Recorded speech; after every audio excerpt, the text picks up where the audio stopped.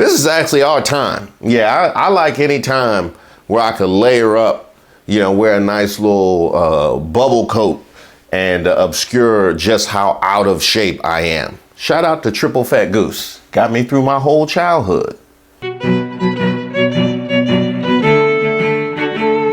Hi, welcome to a special cuffing season episode of Street Politics. My name is Reese Waters. Shout out to all of our subscribers and members here on the channel.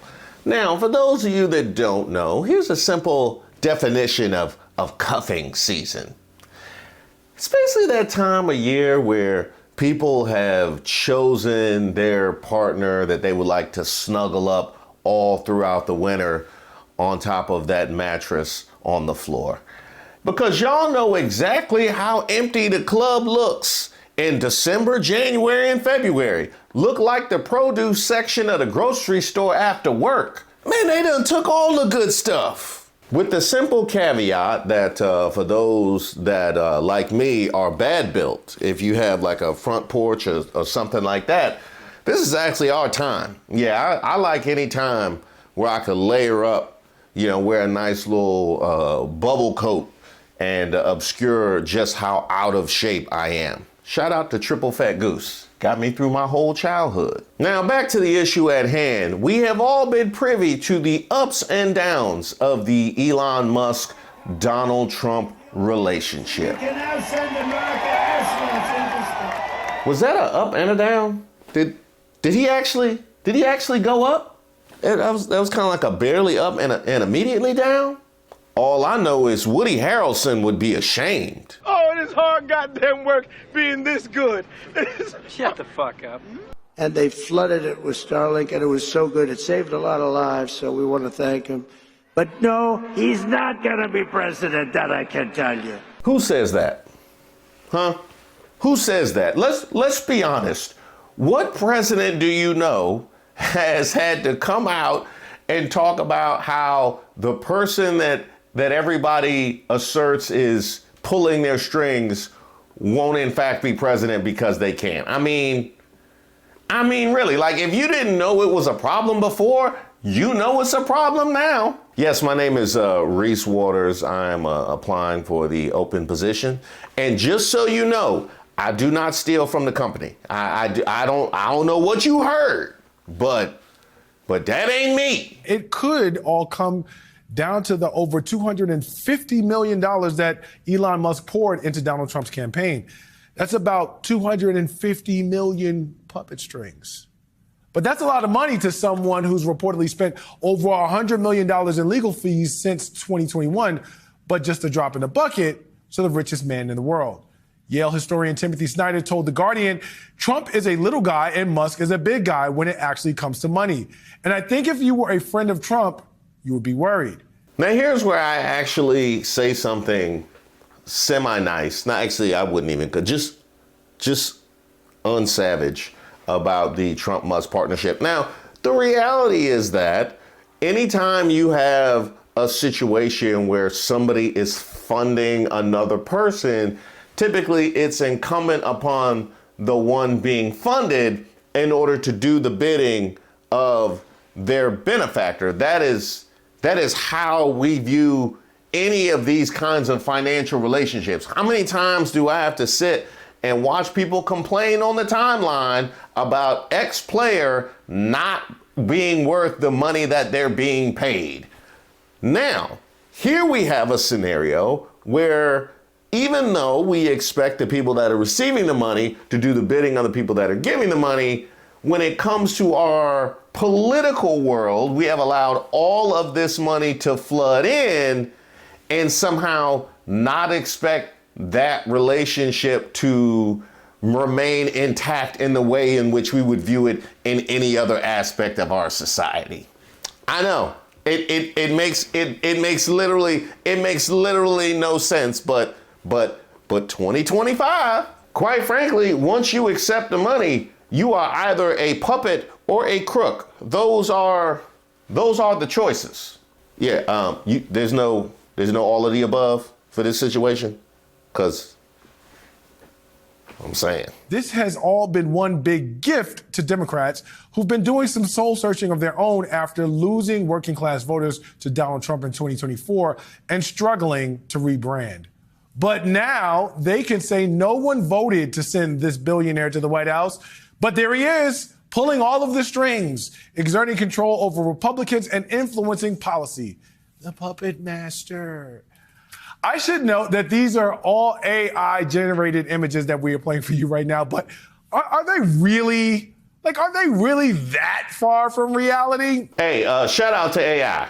Can I send a Venmo or a tip to AI for generating all of that? My personal favorite was the high chair. I mean, the high chair, that was well done. I'll be perfectly honest with you. Whatever AI created, the high chair deserves a raise. Now, shout out to, I would say, all the people that have been in the process of creating this scenario whereby Trump feels like he has to deny that Elon will become president, President Musk and all that kind of stuff. That is all solid. All this AI stuff, that is all solid. Because one thing that we know is just how easily triggered these two men are. We've seen it for Trump for almost a decade. Why did you try to kill that bill, and successfully so? That would have put thousands of additional agents and officers on the border. First, let me respond as to the Please. rallies.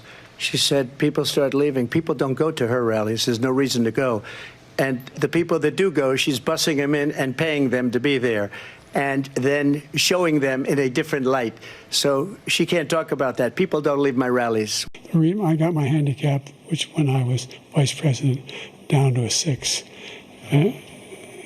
But by the way, I told you before, I'm happy to play golf with you if you carry your own bag. Think you can do it? That's the biggest lie, that he's a 6 handicap of all. I was an 8 handicap. Yeah. 8. Never. But I have, you know how many? I've seen you swing. I know you swing. Okay, let's not act like children. President Trump. Donald Trump is here tonight.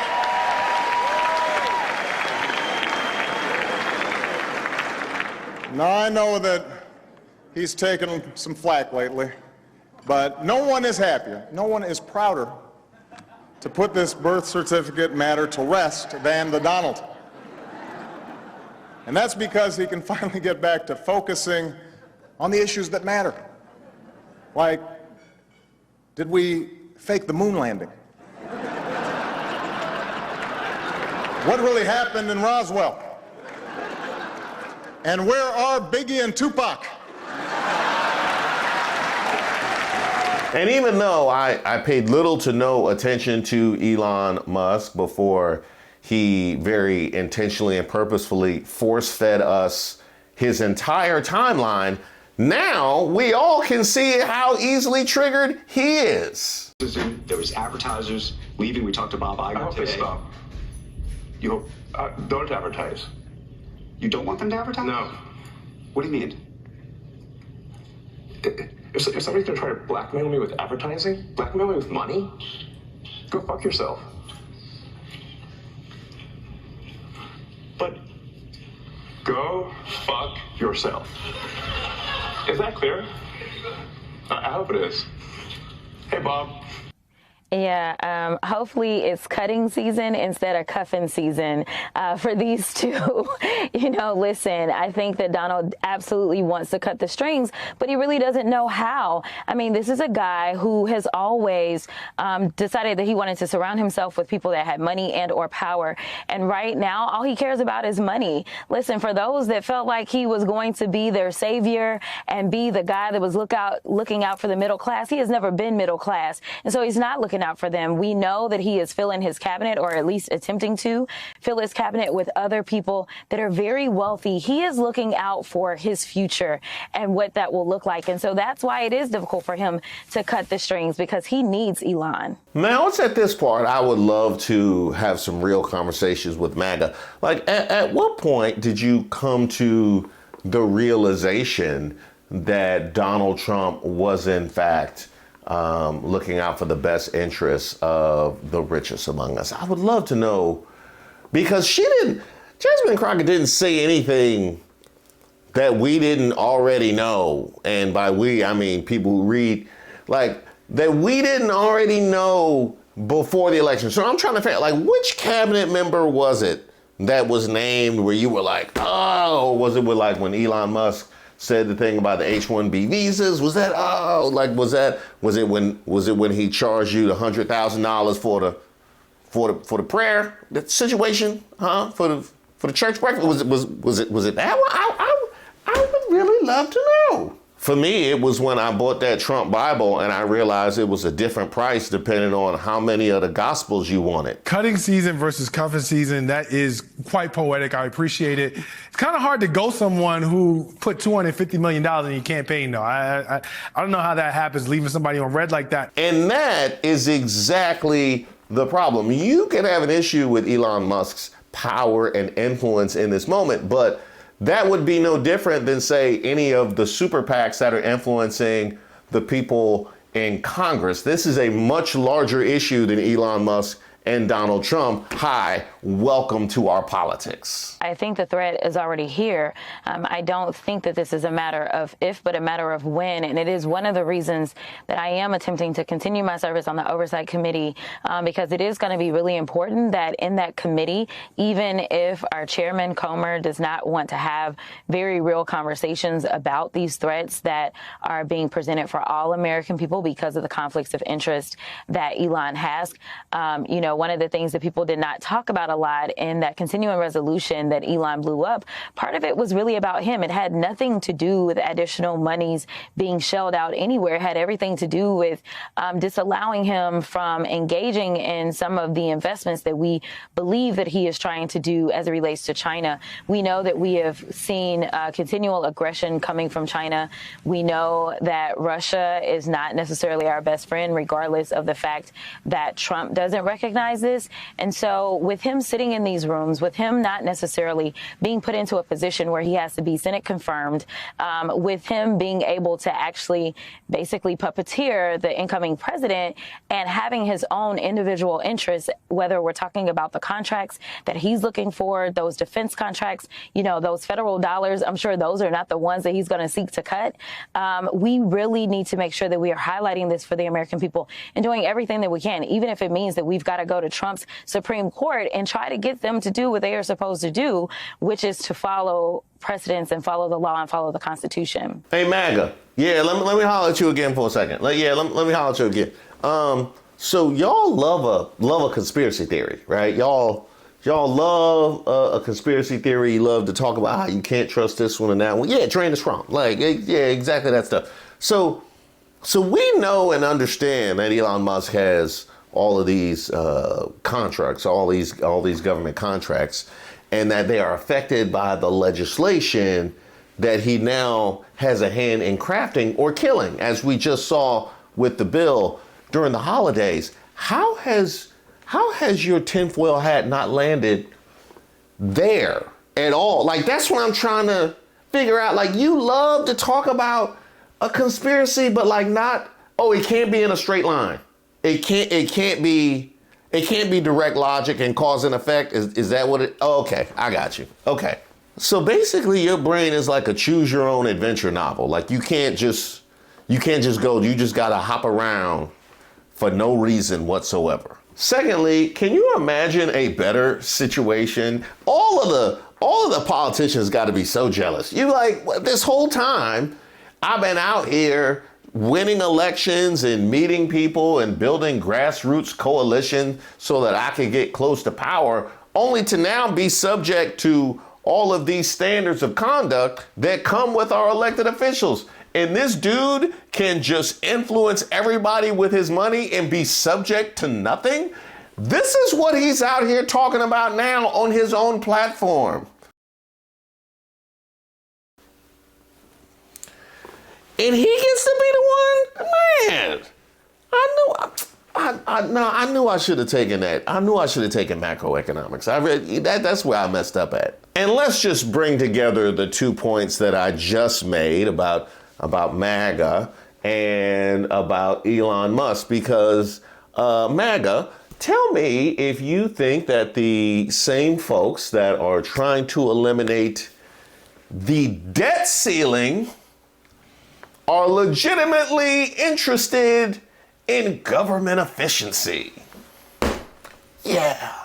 I was trying to figure out if you think the same folks that tried to throw in eliminating the debt ceiling are interested in saving money at all. Our government is run by the kind of people who go to the movies starving, carrying nothing but a full wallet, and you think they're here to save you money?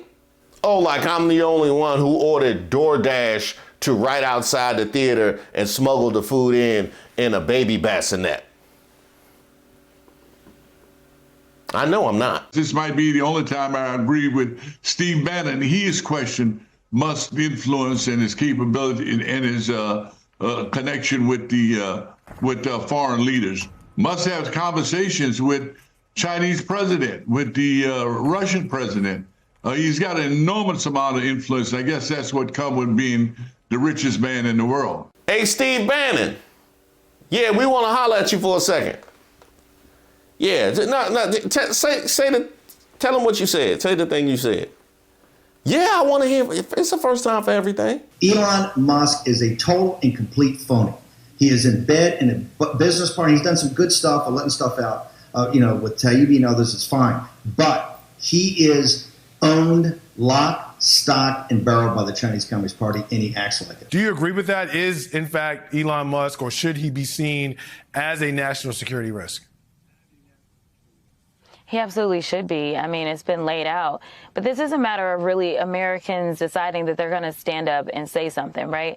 We know that when it comes to MAGA and when it comes to Trump, they believe that they have a mandate. But exactly what that mandate is, I don't know, because, he has made it clear that he's like, well, I don't know if I can really get the cost of food down.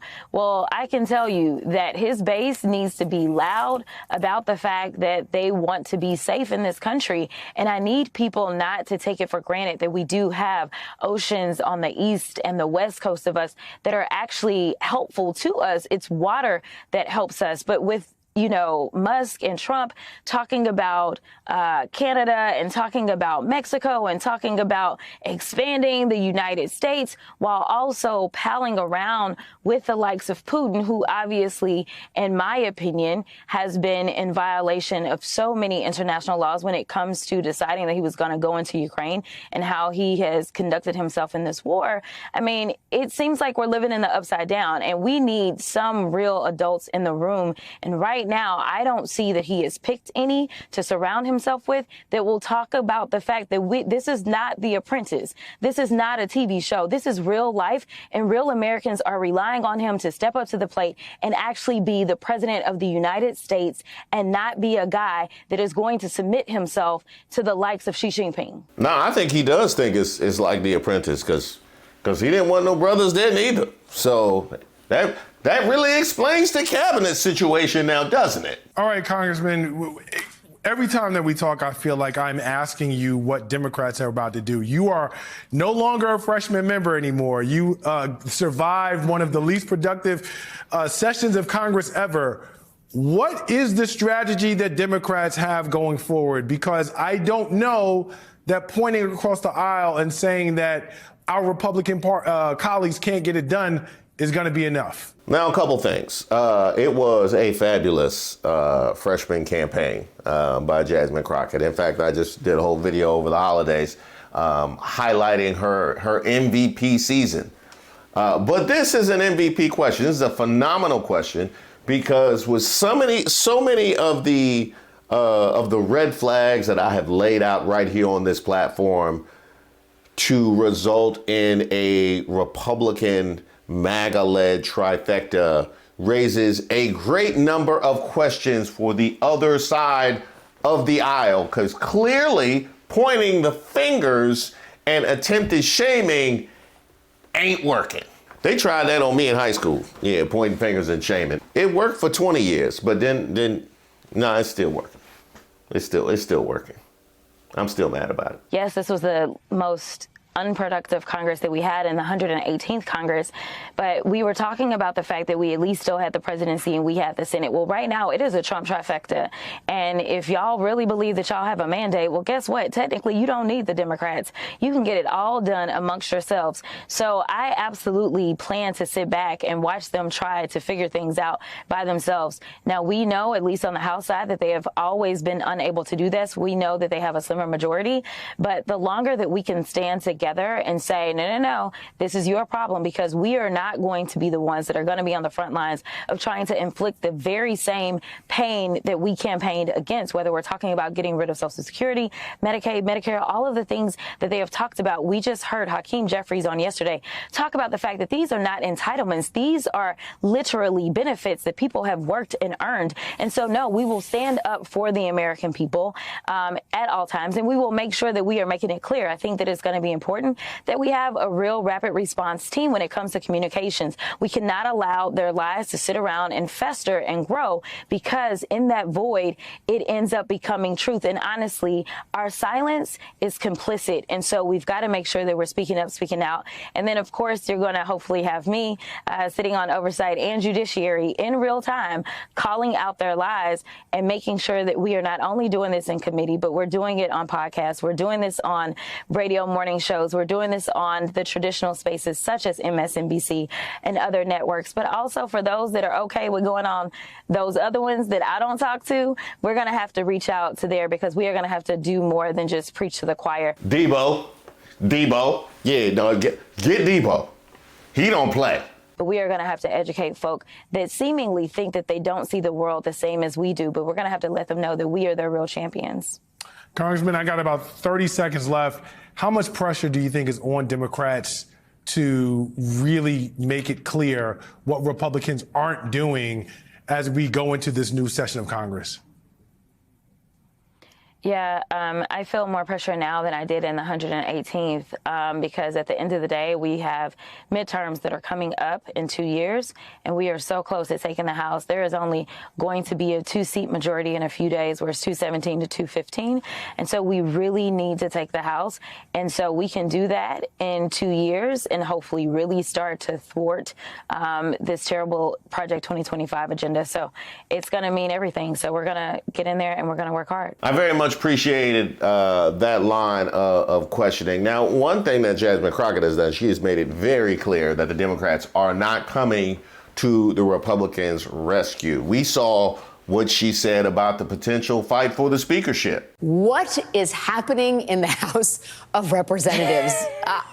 This was supposed to be just, a pro forma exercise. They're going to pass this year, and it has turned into an utter debacle, with people openly calling for Speaker Johnson to be thrown out of the Speaker's office.